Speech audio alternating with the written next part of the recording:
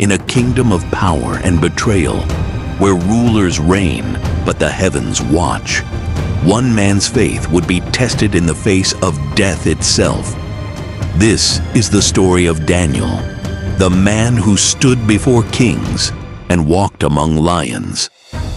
Daniel was a man of wisdom, of integrity, and above all, of faith. He had risen through the ranks of King Darius's court. The king favored him above all others, but power breeds jealousy, and envy festers like a wound. The other officials sought to bring him down, yet they could find no fault in him. This Daniel, he rises higher each day. If we do not stop him, he will rule over us all. We can find no corruption in him, but his faith, his God. That is his weakness. They could not accuse Daniel of wrongdoing, so they turned his devotion into a crime. With honeyed words and deceitful hearts, they wove a trap, not of steel or chains, but of law.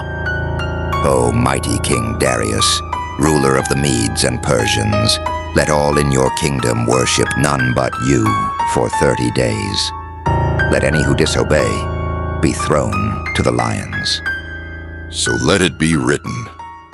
Daniel knew the law. He knew the punishment. But his faith was not bound by decrees of men. 3 times a day, as he always had, he knelt before his God. Not in defiance, but in devotion. You dare defy the king's decree? I serve a higher king. And so, Daniel was taken from his home, dragged through the streets, and brought before the king. His crime, faithfulness, the lion's den. Deep beneath the city, in the belly of the earth, the lions waited. Creatures of muscle and hunger, bred for one purpose, to devour. No man entered this pit and lived. King Darius proclaims, Daniel, may your God whom you serve continually rescue you. the decree could not be undone. The law of the Medes and Persians was unbreakable, even by the king himself. The sentence was final. Daniel was thrown into the pit. The stone was rolled over the entrance. The night was long and silent. But Daniel was not alone. My God has sent his angel.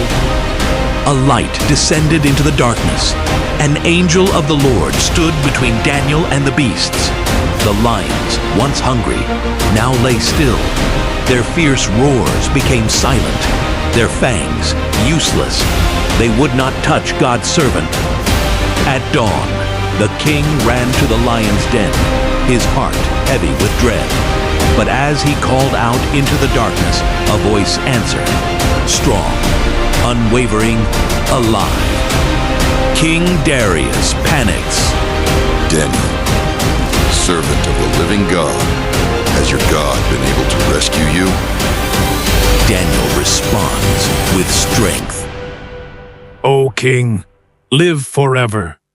My God sent his angel to shut the mouths of the lions. They have not hurt me. The impossible had happened. Daniel emerged from the pit, untouched. Not a single scratch upon him. He had faced death and walked away unscathed. The trap that was set for Daniel had been broken, but those who had schemed against him would not escape their own fate. King Darius furiously proclaims, You sought to destroy an innocent man, but his God is the one true God. The king's justice was swift, but his decree was greater still. A new law was written, not against faith, but in its honor. I issue a decree that in every part of my kingdom, all must fear and reverence the God of Daniel, for he is the living God. He rescues and he saves. His kingdom will never end.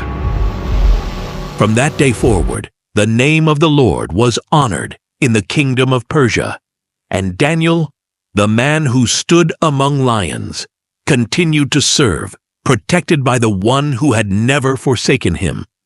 And so, through faith, courage, and the mighty hand of God, Daniel walked among lions and lived to tell the tale.